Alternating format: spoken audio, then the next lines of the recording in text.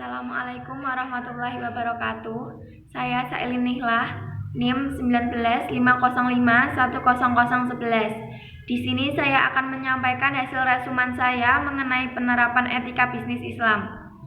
Etika bisnis adalah cara-cara yang dilakukan oleh suatu bisnis dalam menjalankan kegiatan bisnisnya yang mencakup berbagai aspek, baik itu individu, perusahaan, maupun masyarakat.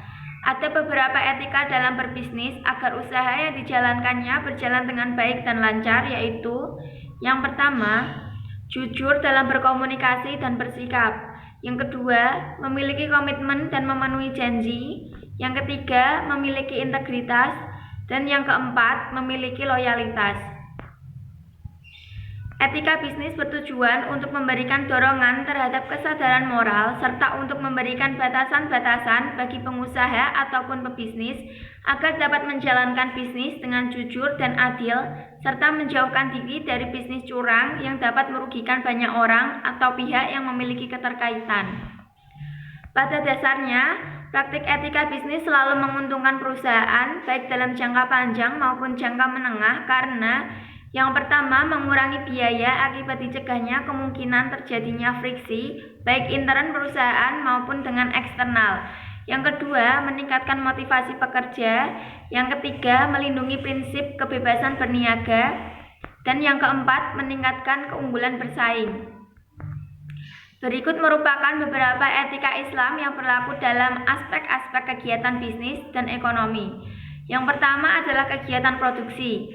Ada beberapa nilai-nilai yang penting dalam memproduksi.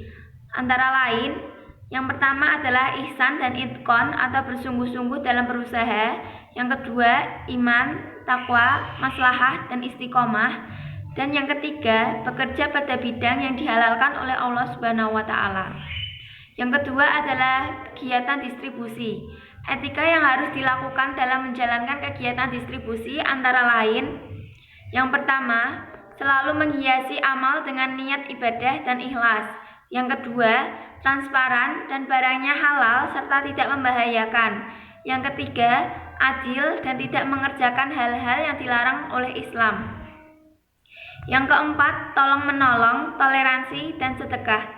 Yang kelima, tidak pernah lalai dalam ibadah karena kegiatan distribusi. Yang keenam, mencari keuntungan yang wajar. Yang ketujuh, larangan ikhtiar. Dan yang terakhir, distribusi kekayaan yang meluas. Yang ketiga adalah kegiatan konsumsi. Etika bisnis dalam konsumsi yaitu yang pertama, sederhana tetapi efektif dan efisien. Yang kedua, memperhatikan yang halal dan yang thayyib.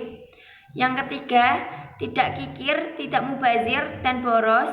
Dan yang keempat, bersyukur kepada Allah Subhanahu wa Ta'ala dan memperhatikan hak-hak orang lain.